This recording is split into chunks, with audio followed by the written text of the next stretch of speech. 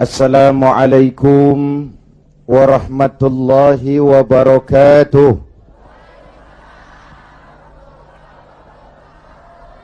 Alhamdulillah, wassalatu wassalamu ala rasulillah Sayyidina Muhammad ibn Abdullah wa ala alihi wa sahbihi wa mawalah, amma ba'du.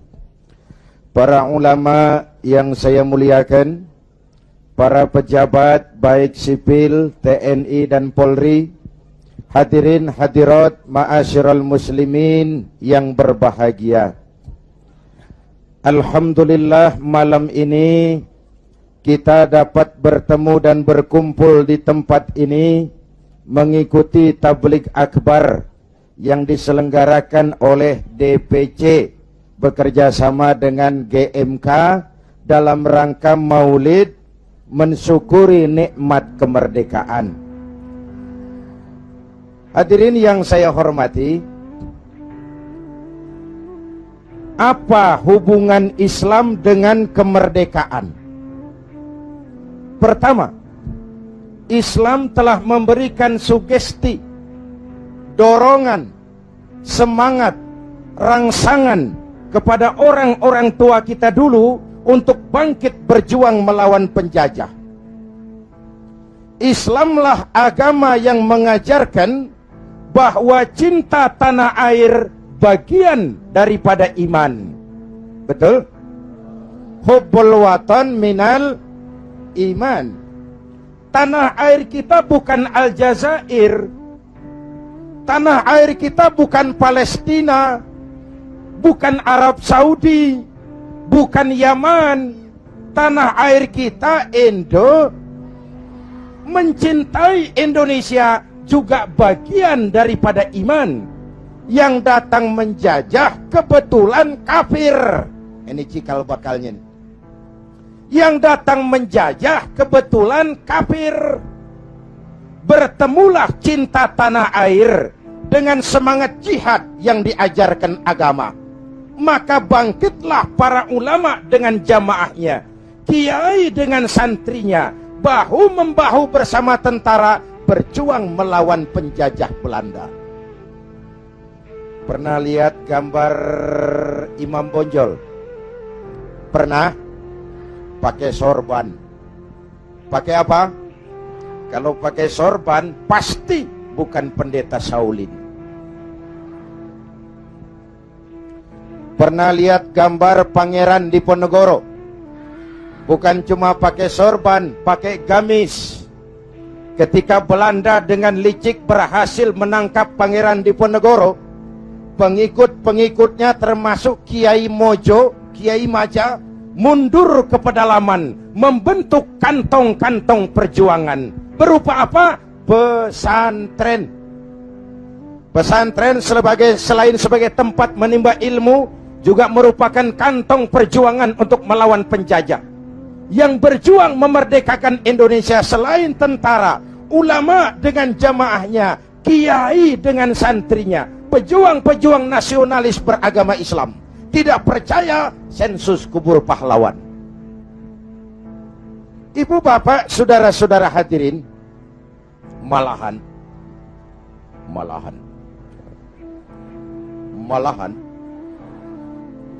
Bung Tomo, tokoh 10 November yang dikenal sebagai Hari Pahlawan, dalam satu pidatonya di Jakarta, saya ingat almarhum Bung Tomo pernah bilang begini.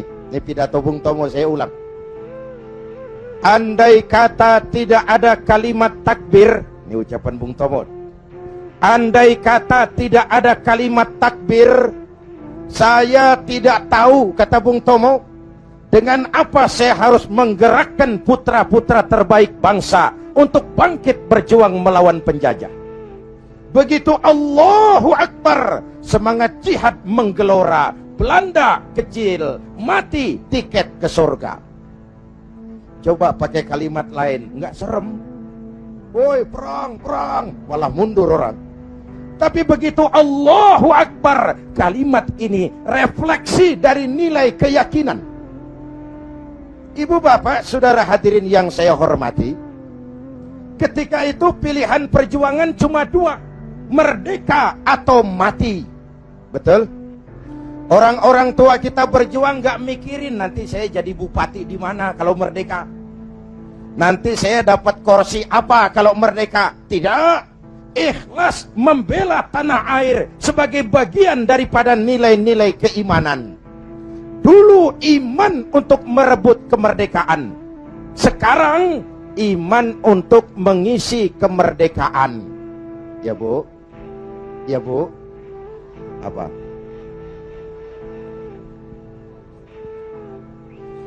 Kalau sekarang kita mensyukuri kemerdekaan, jangan pernah lupa kemerdekaan yang kita nikmati ini ditegakkan di atas keringat, air mata, darah, dan nyawa orang-orang tua kita yang mereka tidak sempat menikmati kemerdekaan negara ini. Jangan kotori darah mereka dengan togel, kata Ustaz tadi. Jangan kotori darah mereka dengan perbuatan tercela di atas republik tercinta ini. Jangankan adik-adik saya yang lebih muda, saya saja kalau ditanya, Saudara Zainuddin, apa jasamu dalam menegakkan kemerdekaan? Saya jawab, tidak ada.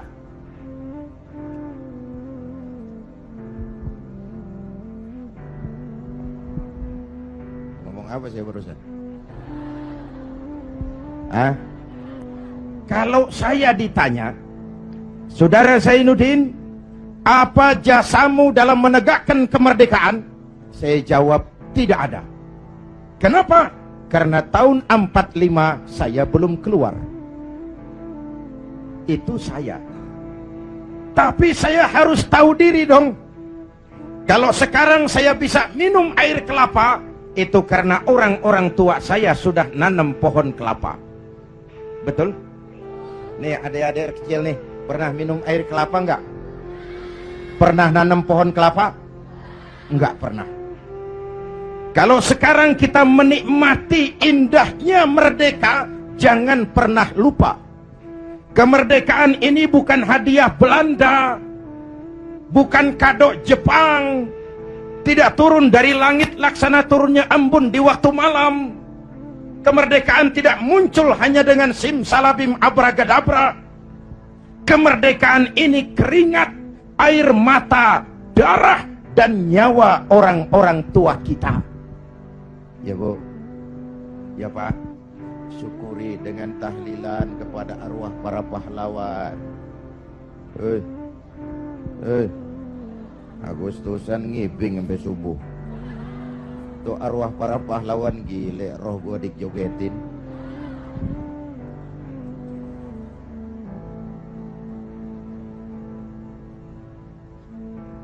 Oke, dulu iman untuk merebut kemerdekaan, sekarang iman untuk mengisi kemerdekaan. Selama ini pembentukan SDM kita cuma berorientasi pada pengisian otak, penataran tiap hari, pendidikan keterampilan di sana sini, tapi hati sering kosong, agama dangkal, keyakinan rapuh, akhirnya moral rendah. Pantas yang disuruh ngurus laut malah jadi bajak laut, yang disuruh ngurus hutan rame-rame jadi orang hutan, yang disuruh ngurus beras malah nimbun beras, yang disuruh ngurus hukum malah bikin hukum kayak pisau. Itu yang melukai rasa keadilan. Pantas muncul street justice, pengadilan jalanan, maling motor tangkap bakar. Itu refleksi dari ketidakpuasan rakyat terhadap sikap hukum selama ini, di mana rakyat melihat kalau yang kecil salah, hukum cepat-cepat ditegakkan. Yang besar salah, diam pura-pura nggak ngerti. Itu yang merusak masyarakat. Jelas? Hukum kayak pisau. Tahu pisau? Kalau ke bawah tajam, ke atas si tumpul. Ini hukum pisau namanya. Mudah-mudahan ke depan duet Bu Mega dan Pak Hamzah mampu menegakkan hukum dengan benar. Amin. Ya Rabbal. Berangkat dari pengalaman itulah kita harus mulai kembali kepada penata nilai keimanan. Itu sebabnya Muslim begitu beral lahir ke alam dunia udah disambut azan. Benar Bu? Kenapa? Bayi itu kaset kosong. Kalau dipakai merekam, daya rekamnya kuat. Kita yang udah berumur nih, ibarat kaset, kebanyakan rekaman udah. Nggak kusut juga lumayan. Ngapalin udah berat, kaset kusut. Bayi kaset kosong. Begitu beral hadir ke alam dunia, rekaman pertama yang menyentuh telinganya, lafzul jalalah. Allahu Akbar, Allahu Akbar. Rekaman pertama. Belum sempat dia dengar Ricky Martin. Belum sempat dia dengar Westlife.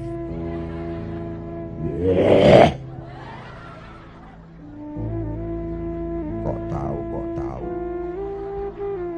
Ya tahu, gua kan Ustadz gaul.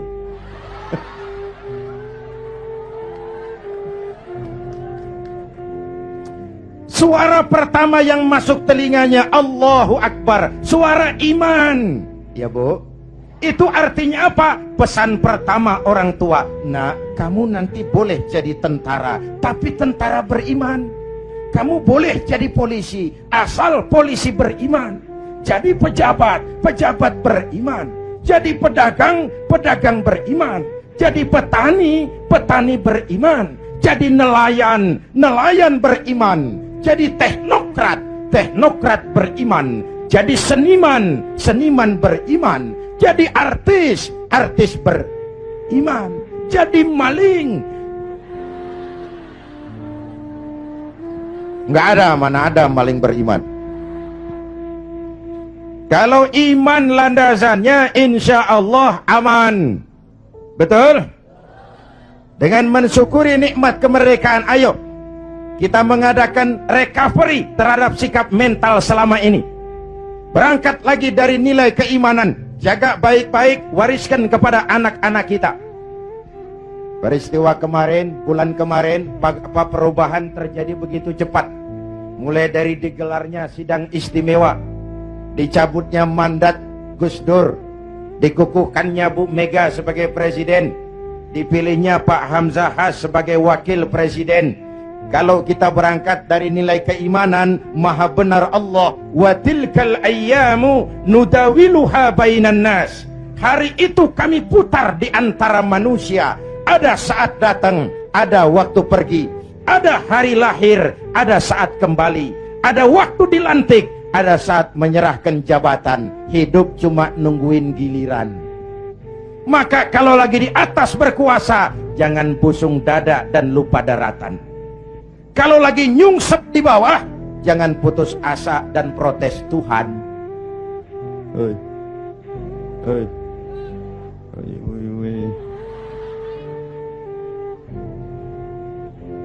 Ayo tetap husnuzon, baik sangka kepada Allah. Hidup cuma nunggu giliran. Jabatan bukan lagi kekuasaan dan fasilitas. Jabatan sekarang kerja bakti, peras keringat, banting tulang, negara lagi sakit. Ekonomi terpuruk, keutuhan bangsa dalam ujian, dan rakyat menunggu perubahan. Betul? Betul? Kalau jabatan cuma dianggap kekuasaan, kalau jabatan cuma dianggap fasilitas, biasanya itu maling timba. Ini jabatan titipan, harta titipan, ilmu titipan. Namanya titipan kan sebentar. Jangankan harta Pak, roh nih, roh yang menyebabkan kita hidup, itu sekedar hak guna pakai. Nggak punya sertifikat, bodong. Sekadar hak guna pakai. Kalau yang punya mau ambil, innalillahi wa inna ilaihi. Roh saja nggak bisa kita pertahankan, apalagi jabatan, apalagi harta, apalagi hidup ini. Hadirin yang saya hormati, hidup cuma nunggu giliran. Jelas? Jelas? Satu, hubungan Islam dan kemerdekaan. Yang kedua, Ya saya cuma ngelihat jam. Reseh amat sih. Udah dengerin aja dah.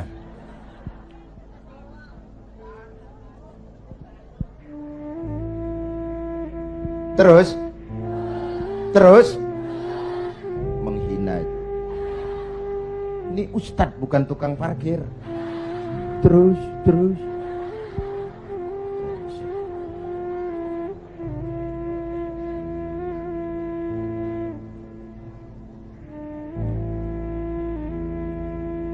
yang kedua, setelah merdeka kita mulai menata negeri ini, membentuk wawasan Nusantara dari Sabang sampai Merauke. Indonesia kita yang begini majemuk, begini beragam, disatukan oleh cita-cita membangun Indonesia ke depan.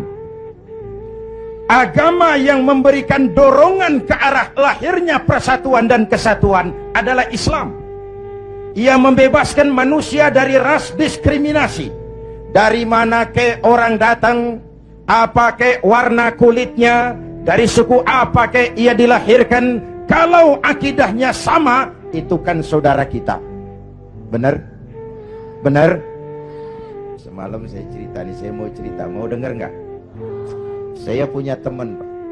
Teman saya ini doktor dari Harvard University, Amerika.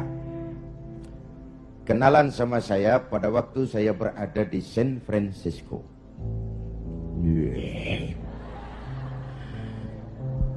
San Francisco tahu Bu kan? Tahu ya?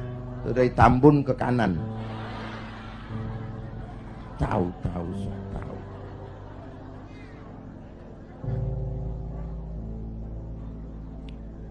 Satu hari teman saya si dokter ini bilang, orang Amerika, bule, Mr. Zainuddin, ya, saya kagum dengan negeri Anda Indonesia. Giliran saya kaget. Ada dokter dari Harvard.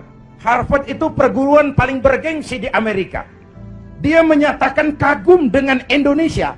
Saya kaget. Loh, emangnya kamu sudah belajar tentang Indonesia ya? Sudah.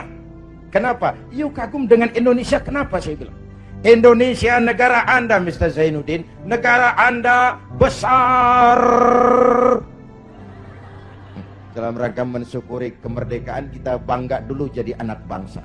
Negara kita besar enggak? Masya Allah, Masya Allah.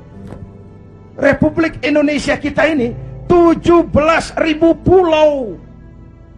17.000 pulau. Allahu Akbar. Itu belum termasuk Pulau Gadung dan Pulau Gebang. Tambah 2 kalau itu masuk.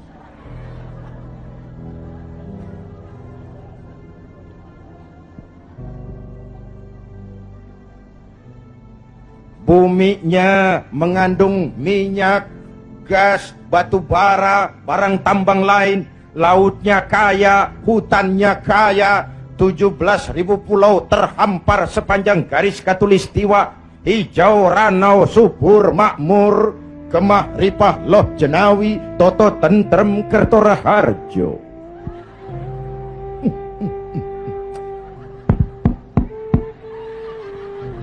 Negara besar.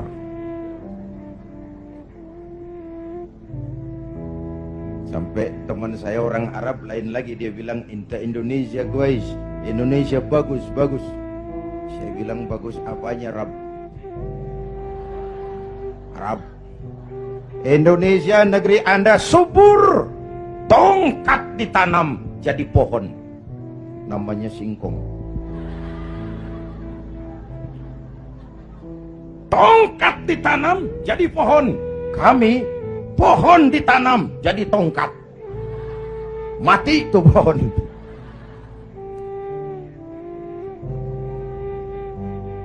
Negara besar. Terus apalagi yang kamu heran? Penduduk negeri Anda banyak. Kita rakyat Indonesia sekarang 210 juta. Itu SDM kita. Itu aset kita. 210 juta. Allahu Akbar. Konon menurut Keluarga Berencana Nasional, di Indonesia ini tiap 1 menit lahir 8 bayi. Cuma karena Indonesia luas, nggak terasa. Coba jejer, serem. 1 menit 8, bro.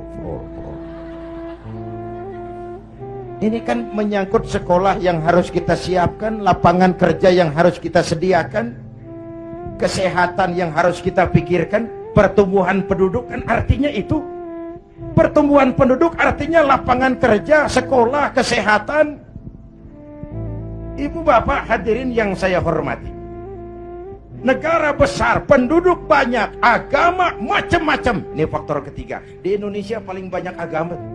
Selain Islam, ada Kristen, ada Hindu, ada Buddha, ada Shinto, ada agama Majusi, pengikut Zoroaster, ada agama Kaharingan di Kalimantan. Jawa Tengah masih banyak aliran kebatinan, kejawen, golongan eling. Yang penting percaya kepada Tuhan yang Maha Esa, berbudi luhur, berjiwa bersih, banyak-banyak bersamadi, menyadari tentang hakikat sangkan paraning dumadi, untuk mencapai manunggaling kaula Gusti. Negara besar, penduduk banyak, agama macam-macam, kok Anda bisa satu? Nah ini yang dia heran. Anda pakai lem apa?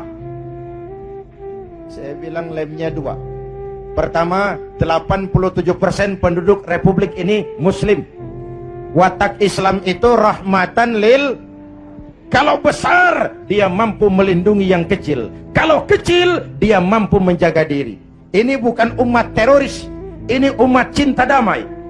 Ini bukan umat biang kerok, ini umat penegak kebenaran. Kita tidak pernah cari-cari musuh, tapi kita pantang lari kalau ketemu musuh. Jelas? Jelas? Hadirin yang saya hormati, lem kedua saya bilang namanya Pancasila. Ini diterima oleh semua agama. Dengan mensyukuri nikmat kemerdekaan, ayo jaga persatuan dan kesatuan.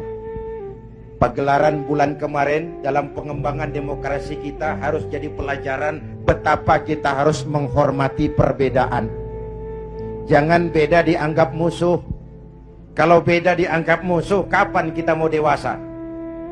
Kalau beda dianggap musuh, kapan kita mau berdemokrasi? Ayo rakyat, kita dewasa. Jangan terjebak fanatisme sempit. Saudara senang Zainuddin, boleh. Fanatik sama Zainuddin, jangan. Kalau buat Pak Zainuddin benar atau salah, saya bela dengan darah saya. Goblok. Yang benar belain, yang salah dandanin. Kalau salah dibenerin juga, kita menjerumuskan orang namanya. Ya Bu, ya Bu, ayo rakyat kita objektif. Biar keluar dari dubur ayam. Kalau memang telur, ambil. Biar keluar dari dubur kiai, kalau kuning kabur. Jangan lihat kiainya, lihat yang merojol apaan. Akur, akur. Ayo kita ambil pelajaran. Sekarang kalau para elit di atas masih suka pada bertengkar, kita rakyat nggak usah ikut-ikutan. Jadi penonton yang baik sajalah. Waktunya keplok-keplok. Namanya juga elit bang. Siang dia bertengkar, malam makan bareng di hotel. Kita di kampung udah pada ngasak golok. Urusan apa? Benar. Benar. Sebaliknya elit di atas juga kudu sadar dong. Seperti saya bilang, di mana-mana juga kalau kebo berantem sama kebo, yang rusak rumput. Kebo berantem sama kebo, yang rusak rumput.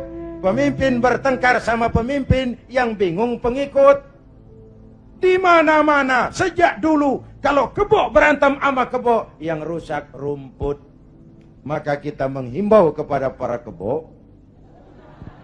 Ya ini ngikutin bahasa doang.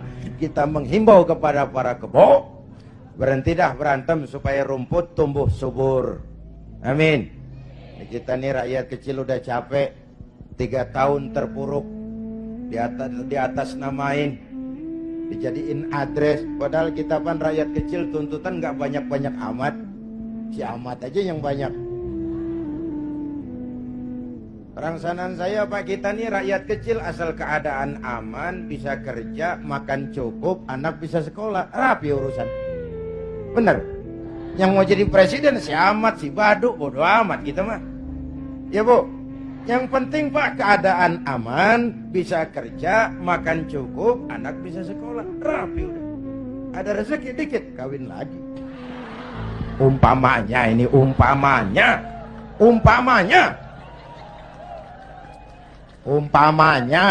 saya bukan ngasih tahu, ngajarin.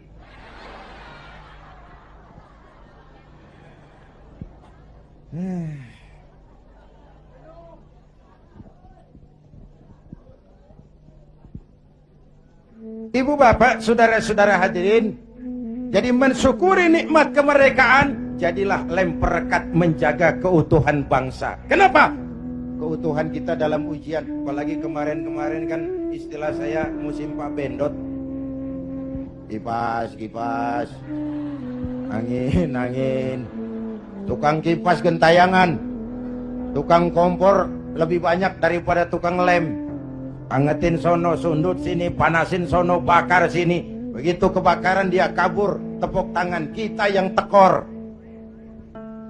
Hadirin yang saya hormati, padahal bangsa itu kayak gelas. Ini contoh. Contoh.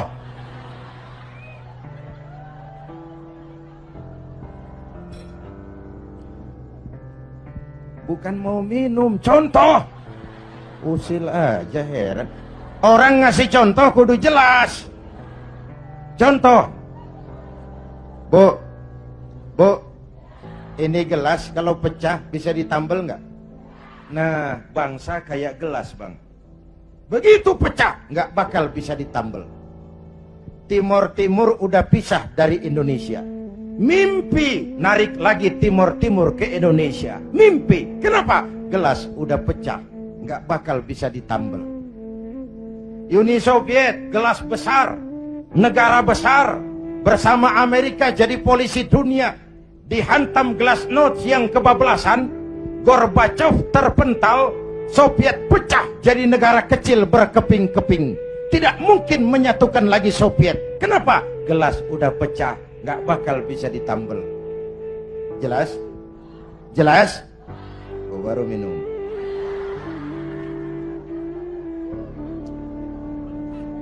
Ya bagaimana aja orang nyari akal lah. Usil banget, gue heran. Iya kalau datang minum kan gue malu amat. Mau minum aja pakai kelilingan dulu. Ayo, jangan biarkan Indonesia kita jadi gelas pecah. Jaga semangat kebersamaan. Beda boleh, marahan jangan. Bang, kaos lu hijau ya? Hijau gue. Teman kita kuning. Biarin kalau dia mau. Yang satu merah, nggak apa-apa. Yang lain biru, boleh. Lu lewat sono, gue lewat sini, yang satu lewat situ. Ntar kita ketemu di sono. Bisa nggak begitu? Cakep nggak urusan? Iya, jangan beda kaos merengut. Urusan apa? Jadi anggota DPR kagak, sama tetangga marah. Tekor kemana-mana. Ayo rakyat, kita dewasa, berpolitik dengan rasio, jangan dengan emosi. Kayak saya kan, sekarang saya ketua Dewan Pimpinan Pusat Partai Persatuan Pembangunan. Itu pribadi saya, nanti saya cerita kenapa saya gunakan hak politik saya.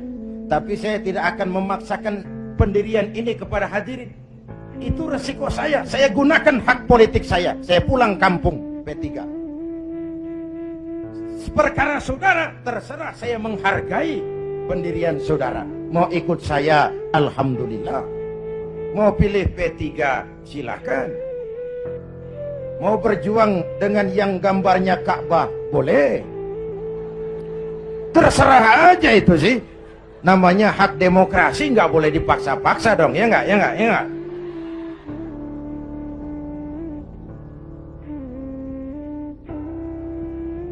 Jangan perbedaan dianggap permusuhan. Kerdil kita kalau beda dikit dianggap musuh. Udah capek kita bangsa ini terkontaminasi oleh dendam sejarah.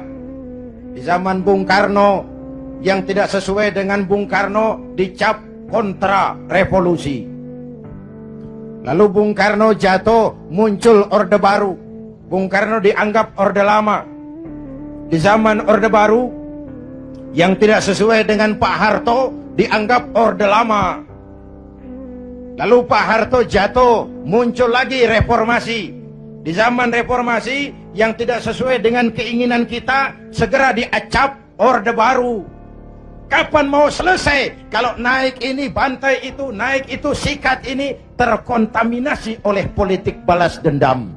Tidak akan selesai urusan bangsa. Jelas? Jelas? Ayo kita rukun yuk, kita kompak yuk, kita bersatu yuk, kita pulang yuk.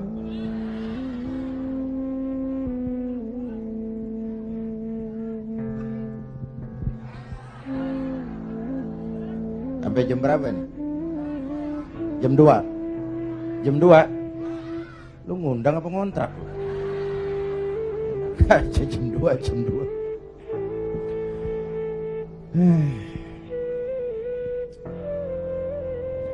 Malam ini saya hadir di sini. Saya nggak merasa sebagai tamu. Saya hanya keluarga datang dan bicara di tengah keluarganya. Bahwa saya lahir di Kebayoran itu sih kebetulan. Saya nggak mesen. Terima jadi mau bilang apa? Belum lama di Sumatera Utara di Medan, satu tabligh akbar saya bicara di tengah keluarga besar suku Mandailing, Batak. Saya diulos, dikasih pakaian kebesaran, diangkat jadi warga Mandailing. Saya dikasih gelar Lubis, Zainuddin MZ Lubis. Saya maulid lagi ke Makassar bersama nelayan-nelayan Bugis. Mereka bikin acara gebyar maulid tradisional Bahari 2000. Kumpul tokoh-tokoh Bugis. Saya dipakein pakaian kebesaran, pakai badik. Saya diangkat lagi jadi warga Bugis oleh wali kota Makassar. Saya dikasih gelar Daeng Tojeng. Tojeng artinya yang benar. Daeng semacam Raden. Kalau dikumpulin nama saya udah lumayan panjang. Haji Daeng Tojeng Zainuddin MZ Lubis. Saya cuma mau bilang inilah Indonesia kita. Begini majemuk, begini beragam. Walaupun bineka, kita tetap tunggal. Nah, bagi kita umat Islam sudah dididik di masjid. Masya Allah, di daerah kita masjid saya bangga. Selalu penuh dengan sholat berjamaah. Terutama subuh.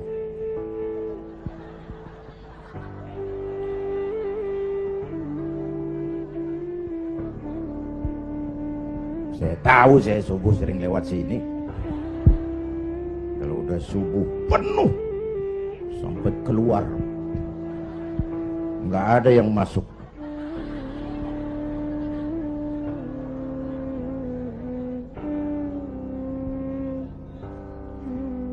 Ayo ke masjid. Pertama, siapapun masuk masjid, copot sandal, buka sepatu. Betul? Bicara demokrasi, mau bicara reformasi, mau bicara soal keadilan, rohnya satu. Jangan ada warga negara kelas 1 di republik ini. Semua sama di hadapan hukum. Siapapun masuk masjid, copot sandal, buka sepatu.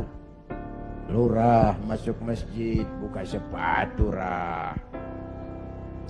Camat masuk masjid, buka sepatu, Mat. Gubernur masuk masjid, buka sepatu, Nur. Presiden masuk masjid, buka sepatu. Jangan ada warga negara kelas 1 di republik ini. Ini cikal bakal demokrasi, reformasi dan keadilan. Negara rusak kalau sudah banyak warga negara kelas 1. Sudah copot sendal? Sudah Pak. Sudah buka sepatu? Sudah. Ayo masuk ke dalam masjid. Kalau sudah masuk ke dalam, ibu bapak lihat, yang datang dari sebelah kidul, madep ngulon bang. Yang datang dari sebelah timur, madep ngulon bang. Yang datang dari utara, madep ngulon bang. Yang datang dari sebelah kulon, madep ngulon. Masya Allah, jiwa masjid. Bukan soal dari mana orang datang, tapi satu arah menghadapmu. Kau boleh Sunda, kau boleh Jawa, kau boleh Batak, kau boleh Ambon, kau boleh Bugis, kau boleh Aceh, kau boleh Padang, kau boleh Melayu, kau boleh Dayak, kau boleh Madura, kau boleh Betawi, tapi kita satu nusa, satu bangsa, satu. Yuk kita rukun yuk. Kita kompak yuk. Lidih juga bang, lidih tahu lidih. Lidih tak biar gede banget, kalau sendirian laler kagak mati. Bener. Tapi biar lidih kecil-kecil, kalau digabung sama lidih yang lain, diikat jadi satu, sapuh namanya, jangan laler, anjing juga gempor. Bener. Kita begitu juga, walaupun hutang kita bertumpuk, kita tetap optimis, sumber daya alam kita kaya, asal kita kompak, rukun, bersatu. Jelas? Jelas? Sudah madep ngulon semua bang? Sudah, ayo selenggarakan sholat berjamaah. Apa itu? Hidup berbangsa dan bernegara. Caranya bagaimana? Ya harus ada imam, harus ada makmum. Betul. Ada pemimpin, ada rakyat. Makmum siapa? Makmum mah siapa aja bang. Ngaji dah sama kiai mana juga nggak ada pemilihan makmum. Namanya makmum tiba ngikutin siapa juga boleh. Bener. Bang, orang budek tuh. Budek boleh jadi makmum. Tibang makmum ngikutin doang, dia budek, dia kagak denger juga dia lihat. Bacaannya nggak fasih, boleh jadi makmum. Ketinggalan satu rakaat, boleh jadi makmum. Tapi nggak tiap orang boleh jadi imam. Kenapa? Imam mau mimpin orang banyak. Kalau imam goblok, bego, hancur sembahyang. Benar? Benar? Makanya lain kali milih imam hati-hati. Hei, yang punya masjid pada nih, kalau milih imam hati-hati.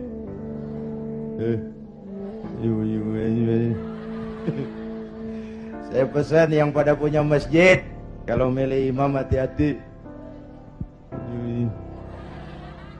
Dulu pernah kejadian. Ini karikatur. Mau dengar gak saya cerita? Dulu tahun 1. Di kampung saya ada 3 orang goblok. Goblok tahu goblok, Bu? Bego.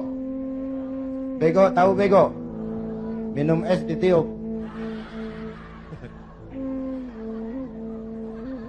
Dia kira ngepul panas kali. Ini 3 orang goblok sholat di musola. Musolanya udah tua, atasnya pagar, banyak tikus. 1 jadi imam, 2 jadi makmum. Waktu tahiyat, at-tahiyatul mubarakatus salawatut tayyibatu lillah. Baru sampai atta, tikus jatuh. Pas di depan imam. Gede, botak. Profesor tikus. Imam lantaran kaget mau at-tahiyatul, atta, tikus jatuh. Rusak enggak sholatnya? Batal enggak? Kalimataini mutatabi'aini, 2 kalimat berturut-turut batal sholat. Temennya yang jadi makmum maksudnya mau negor, Pak. Bagus maksudnya mau negor. Tapi karena goblok, nggak ngerti konstitusi, nggak ngerti mekanisme bagaimana cara negor imam, nyolek. Lagi sembahyang nggak boleh ngomong. Udah berapa yang batal? 2. Yang 1 kan mestinya selamat. Nyaut. Untung gue diem aja. Yang ngobrol bertiga.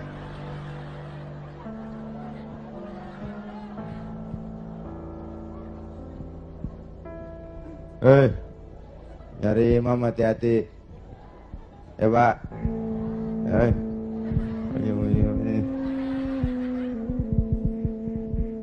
Itu sebabnya kalau sudah ada imam yang diajarin imam dulu. Pesan Nabi apa?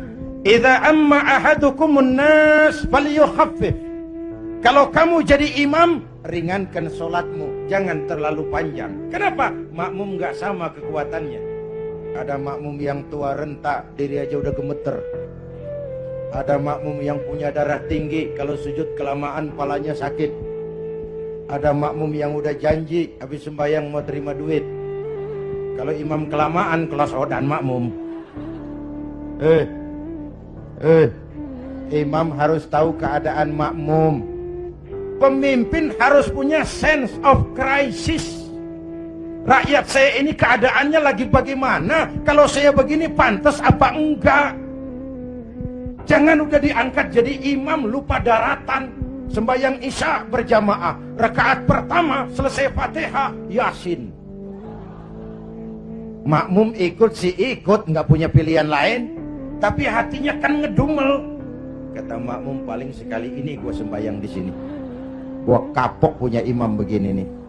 Besok tobatin gua balik lagi. Hadirin yang saya hormati, begitulah kita mewujudkan semangat kebersamaan untuk Indonesia esok yang lebih baik dari hari ini. Amin. Ya Rabbal, mensyukuri nikmat kemerdekaan dengan semangat menjaga nilai-nilai kebersamaan, persatuan, kesatuan, kerukunan, dan kekompakan. Lalu yang ketiga, hubungan Islam dan kemerdekaan. Setelah merdeka, membentuk wawasan Nusantara, kita mulai membangun. Bung Karno menyebutnya pembangunan semesta berencana. Pak Harto menyebutnya pembangunan manusia seutuhnya. Apapun namanya, tapi ini refleksi dari keyakinan. Walaupun Indonesia bukan negara agama, tapi pasti Indonesia negaranya orang beragama. Maka orientasi pembangunan tidak cuma dunia, tapi juga akhirat. Betul? Ini semua nih calon-calon jenazah.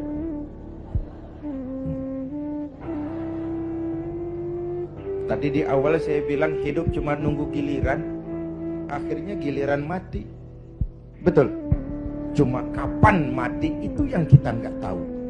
Apakah nanti ibu-ibu duluan, saya belakangan? Kita nggak tahu. Itu rahasia Allah. Mungkin juga malah saya yang belakangan, ibu-ibu duluan. Kita nggak tahu. Itu rahasia Allah. Betul? Betul? Karena itu, dengan mensyukuri nikmat kemerdekaan, mari kita isi kemerdekaan ini membangun dunia, tapi untuk kepentingan akhirat.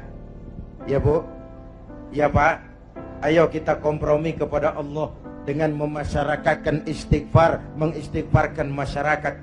Kita memang rakyat kecil, tapi jeritan batin rakyat kecil, nurani rakyat kecil, mampu menggoyang aras.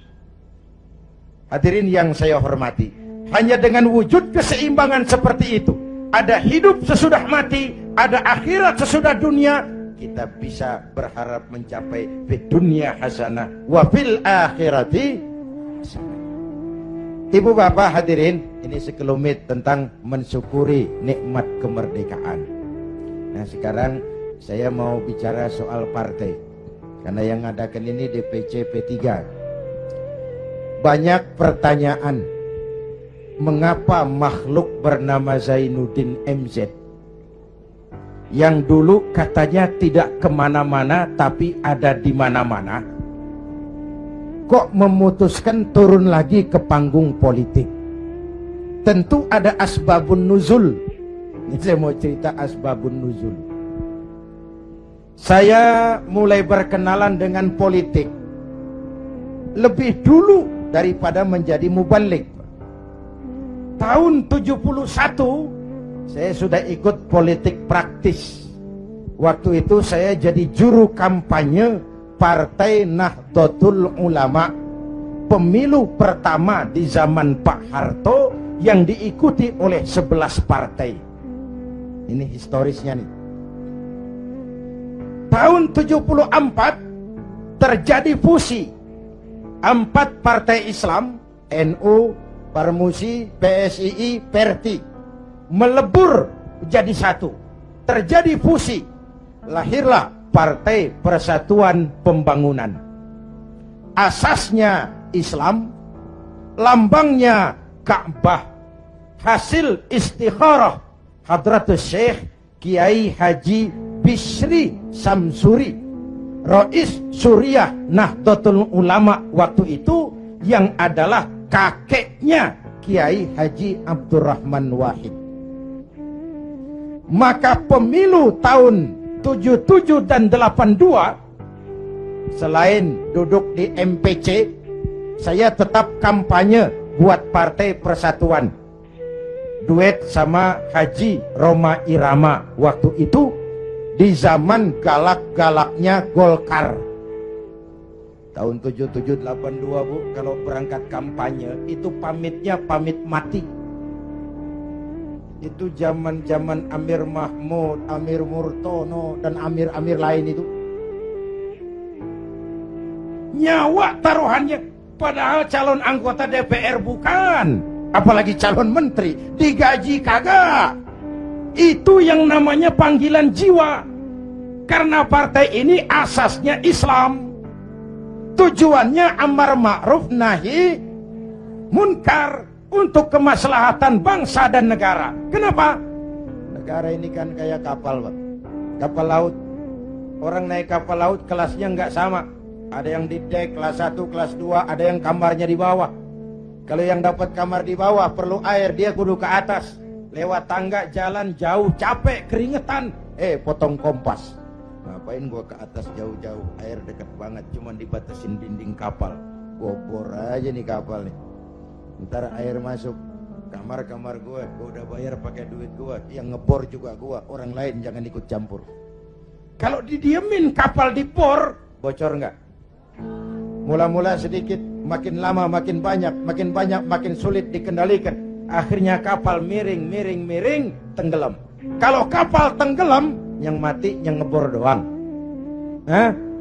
Seluruh penumpang kapal ikut tenggelam karena satu ngebor. Negara kayak kapal, korupsi, KKN, maksiat, munkarot, kebatilan, kezoliman, ketidakadilan, itu ngebor. Ngebor kapal, bocorin kapal. Di masyarakat juga begitu. Kadang-kadang temen ditegur ngotot. Biarin aja, yang mabok gue, yang beli minuman gue mabok di rumah gue, kenapa lu pusing? Yang judi gue, pakai duit gue, kenapa lu pusing? Yang zina gue, kenapa lu ribut? Iya, yang judi lo, yang mabok lo, yang zina lo, tapi judi, mabok, zina, maksiat, Mas. Kalau ini negeri kebanyakan maksiatnya, Allah marah, turun gempa bumi, yang mampus bukan elu doang, monyong.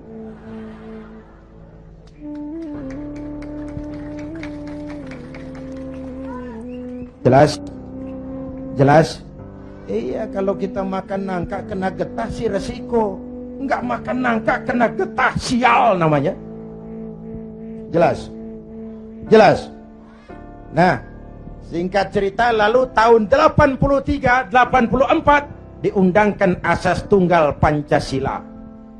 Golkar makin tirani, makin otoriter. Tidak boleh lagi ada ormas dan parpol yang asasnya Islam. Kalau tidak mau terima asas tunggal, bubar. Maka dengan berat hati waktu itu, P3 menerima asas tunggal Pancasila daripada dibubarin. Lambangnya berubah jadi bintang. Betul? Masih ingat? Saya protes waktu itu kepada guru saya, Hadratul Mukarram Kiai Haji Dr. Idham Khalid. Ini nanti soal silsilah, Pak. Beliau salah seorang pendiri P3, termasuk presiden pertama Partai Persatuan. Pak, kenapa diterima asas tunggal Pancasila? Kita harus melepas asas Islam, kan rugi. Beliau senyum, apa kata beliau? Zainuddin, ibarat warung Kita sekarang nggak boleh dagang nasi uduk, biarin aja dagang pisang goreng dulu. Sebab kalau kita dagang nasi uduk juga warung digusur.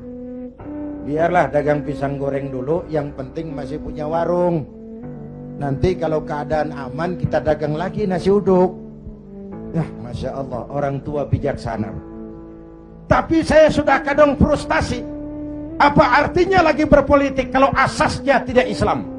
Maka sejak tahun 84 saya mengundurkan diri dari panggung politik. Saya konsentrasi penuh kepada dunia dakwah. Ketika itulah lahir prinsip, saya tidak kemana-mana, tapi saya ada di mana-mana. Itulah politik dakwah. Itu politik dakwah. Kenapa? Waktu itu Golkar kejam, Pak. Tidak boleh ada bunga indah tumbuh di luar istana. Tidak boleh ada bunga indah tumbuh di luar istana. Maka saya harus ngatur strategi supaya saya bisa dakwah ke sana dan kemari. Saya lahirkanlah prinsip tidak kemana-mana, tapi ada di mana-mana. 97 dicerita singkat. Mulai terjadi krisis moneter. Rupiah kita anjlok, dolar naik ke langit. Ya Bu, ya Bu. Dari 2.500 dolar sampai 17.200, bagaimana nggak kolab? Akibat krisis moneter muncul yang lebih makro, krisis ekonomi. Sampai sekarang kita masih ngerasain, ya Bu. Perusahaan besar ambruk, konglomerat terpuruk, hutang numpuk, pejabat ngantuk, PHK di mana-mana, lapangan kerja sulit, pengangguran meningkat, kemiskinan naik, kriminal menjadi-jadi, harga-harga kebutuhan tiap hari berlomba dan membumbung. Ini ibu-ibu di dapur kan ngerasain bener. Ya Bu, tadi udah ditanya tuh sama Ustadz kita, beras naik nggak? Naik. Minyak, kecap, bapaknya anak-anak. Pikir dulu baru nyaut. Naik, naik.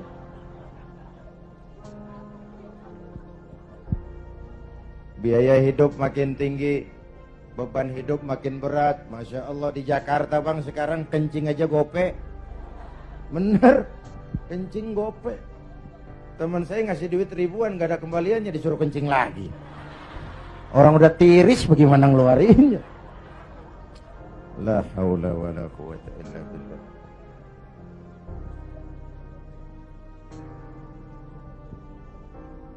Akibat krisis ekonomi muncul yang lebih mengerikan, krisis kepercayaan.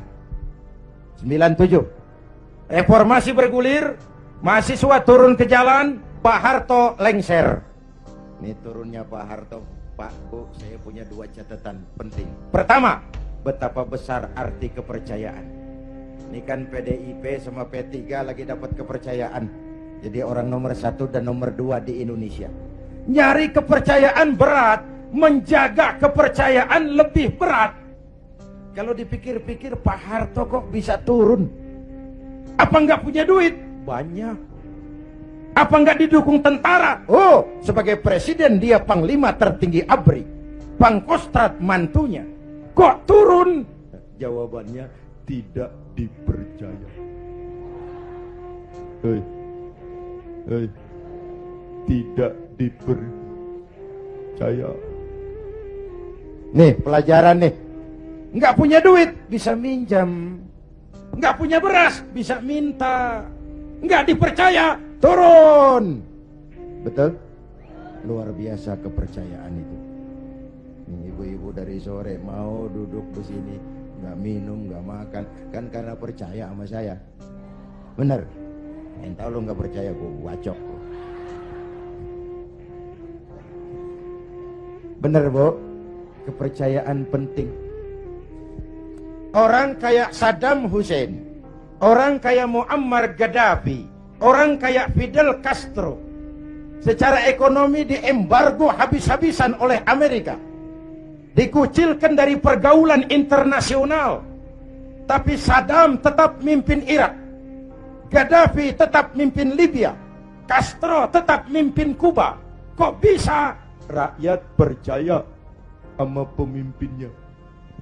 Hei, rakyat percaya. Rakyat percaya. Ya Bu, ya Pak. Kalau nggak dipercaya udah berapa dah? Ini. Itu catatan pertama. Catatan kedua, dengan segala kelebihan dan kekurangannya, Pak Harto masih menjaga keutuhan bangsa. Ya udah, kalau nggak dipercaya saya turun. Nggak usah sidang istimewa, ongkosnya mahal. Pak Harto juga nggak nakut-nakutin rakyat. Ntar kalau saya turun Jawa Tengah merdeka. Enggak. Pak Harto juga nggak ngumpulin pendukung. Kalau mau masih banyak pendukungnya. Tapi keutuhan bangsa lebih penting daripada kepentingan pribadi. Itu sosok negarawan. Jelas? Turun Pak Harto, naik Pak Habibie. Habibie ini menurut saya the right man in the wrong time. Pemimpin yang baik tapi muncul pada waktu yang salah. Kenapa? Pak Habibie berhasil menekan dolar dari 17.000 ke 6.000. Itu prestasi ekonomi. Orangnya demokrat, kalau dihujat senyum. Dia masuk gedung DPR, dia senyum. Waktu laporan pertanggungan jawabnya ditolak oleh DPR dengan suara beda cuman puluhan, apa komentarnya? Sambil senyum dia bilang, it's over. Kalau laporan saya ditolak, selesailah saya sampai di sini. Dia tidak maju lagi sebagai calon presiden, padahal masih punya hak mencalonkan diri. Kenapa? Itu namanya tahu diri. Kalau orang udah kagak demen, udah. Muka badak.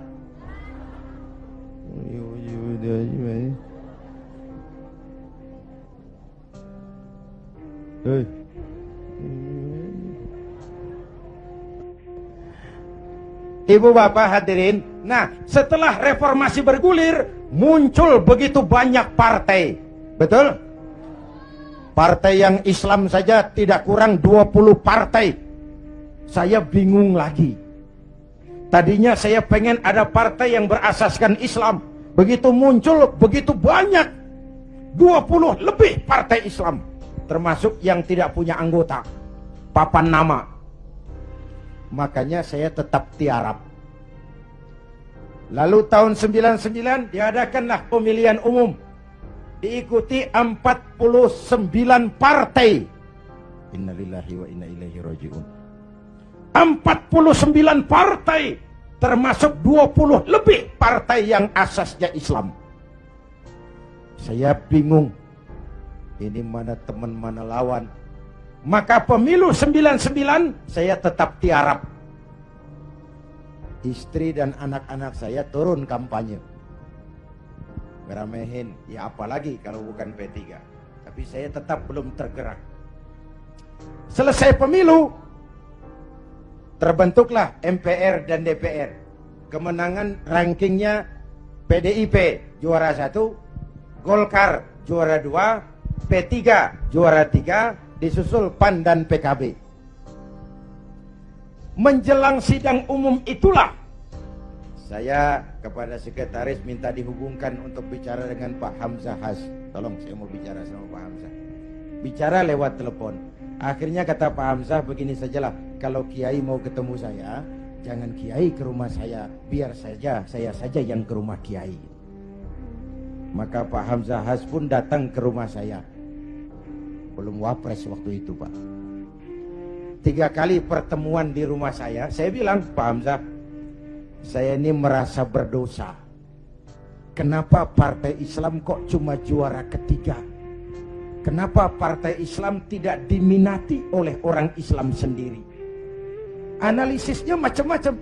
Mungkin ada yang tidak mengerti kalau agama dan politik tidak terpisah. Mungkin ada yang berpaham sekuler, Islam yes, partai Islam no. Mungkin juga karena kita tidak bisa menjual program-program kepada rakyat yang menyentuh kehidupan rakyat. Saya memutuskan saya mau pulang kampung, Pak. Wah, Pak Hamzah, alhamdulillah saya bersyukur. Inilah permohonan saya kepada Allah selama ini. Tapi saya bilang tolong jangan diumumkan Pak. Ini mau sidang istimewa, sidang umum. Nanti dikira saya mau cari popularitas, dikira saya mau cari jabatan. Tidak. Saya jadi apa itu tidak penting. Yang penting saya bisa ikut membesarkan partai yang berasaskan Islam. Itu saja niat saya. Hadirin yang saya hormati, kemudian saya diangkat jadi ketua Majelis Pertimbangan Lajnah Syura Ulama'il Ka'bah. Lalu ketika Rakernas, lahirlah rekomendasi, saya ditempatkan sebagai salah seorang ketua Dewan Pimpinan Pusat Partai Persatuan Pembangunan. Jadi saya bilang selama ini saya dakwah, ya ayyuhalladzina amanu dkhulu fis-silmi kafah. Hai orang-orang beriman, masuklah ke dalam Islam secara utuh. Jangan masuk Islam separuh-separuh.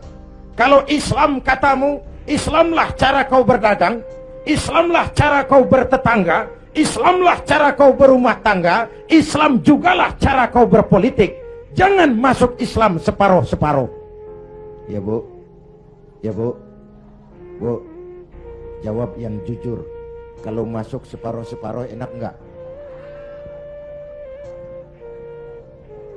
Tuh kan ngeres aja kan pikiran. Tetapi saya tetap pada orbit saya. Saya tidak akan meninggalkan tugas dakwah. Dan saya bersyukur, sekalipun saya terjun kembali ke dunia politik, dakwah saya tetap berlangsung. Undangan gak kurang, malah makin sibuk ngatur. Saya bersyukur ya Allah, kalau begitu mudah-mudahan umat bisa menerima saya pulang kampung. Dan kalau sekarang P3 pada kabinet ini mampu meraih wakil presiden, kenapa tidak pemilu tahun 2004 kita raih kursi presiden? Asal konstitusi, kan sah saja orang punya cita-cita toh. Nah sekarang partai gurem yang kagak dapat suara aja pada minta kursi menteri. Ini tukang kursi lagi laris nih. Partai gurem yang kagak dapat pemilih pakai minta kursi juga, emang urusan apa? Kursi laku banget. Dianggap kapling pembagian rezeki. Innalillahi. Ini kerja bakti. Peras keringat, cuci piring. Negara lagi bangkrut. Indonesia lagi sakit. Ibu Pertiwi meratap berlinang air mata. Kalau cuma pada mau cari rezeki, maling tembak lagi tuh. Negara makin terpuruk. Ibu bapak hadirin yang saya hormati, karena itu kita doakan Bu Mega dan Pak Hamzah mampu melaksanakan amanat rakyat. Amin. Ya Rabbal Alamin. Dan kita semua rakyat tetap menjaga kebersamaan, persatuan, kerukunan, dan kekompakan. Perbedaan jangan dianggap permusuhan.